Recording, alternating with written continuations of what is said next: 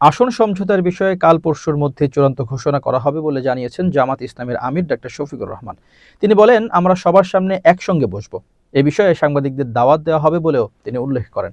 সোমবার দুপুর ইউরোপীয় ইউনিয়নের নির্বাচন পর্যবেক্ষণ মিশনের প্রধান পর্যবেক্ষক ও ইউরোপীয় পার্লামেন্টের সদস্য ইভার্স আইজাবসের নেতৃত্বে ৩ সদস্যের প্রতিনিধি দলের সৌজন্য সাক্ষাৎ ও বৈঠক শেষে প্রেস ব্রিফিংয়ে সাংবাদিকদের প্রশ্নের জবাবে তিনি এসব কথা বলেন। রাজধানীর বসুন্ধরায় জামাত আমিরের কার্যালয়ে এই সাক্ষাৎ অনুষ্ঠিত হয়। প্রেস ব্রিফিংয়ে জামাত আমির বলেন, ঘণ্টাখানেক আলোচনার প্রসঙ্গক্রমে ফেব্রুয়ারির জাতীয় নির্বাচন এবং গণভোট নিয়ে কথা হয়েছে। তারা জানতে চেয়েছেন, এই নির্বাচনে আমাদের দল এবং যাদের সঙ্গে সমঝোতা হয়েছে তাদের প্রস্তুতি কেমন, সমঝোতা সম্পন্ন হয়েছে কিনা, না হলে কবে হবে।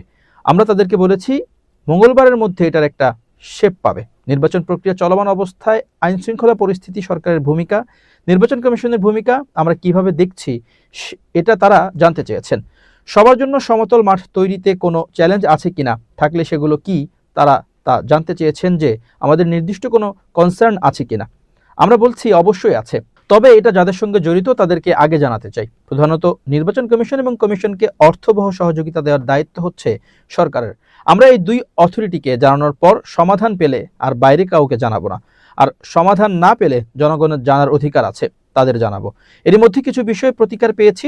জামাত আমির বলেন, তারা আরও জানতে চেয়েছেন, আগামীতে আমরা যদি সরকার গঠন করি তাহলে বিশ্বের সঙ্গে এবং প্রতিবেশীদের সঙ্গে আমাদের সম্পর্ক কেমন হবে। আমরা বলেছি, বিশ্বের সব সভ্য, শান্তিকামী এবং গণতান্ত্রিক রাষ্ট্রের সঙ্গে আমাদের বন্ধু সম্পর্ক থাকবে। প্রতিবেশীদের সঙ্গেও প্রতিবেশী সুলভ সম্পর্ক থাকবে। তারাও যেন আমাদের সঙ্গে প্রতিবেশী সুলভ আচরণ করে। সেই আচরণ হলো পারস্পরিক শ্রদ্ধা ও সমতার ভিত্তিতে।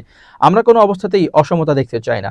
বাংলাদেশের পররাষ্ট্রনীতির ব্যাপারে বলেছি, আমরা কোনো নির্দিষ্ট রাষ্ট্রের দিকে ঝুঁকতে চাই না, বরঞ্চ সারা বিশ্বের সঙ্গে সম্পর্ক রেখে আমরা দেশকে এগিয়ে নিয়ে যেতে চাই।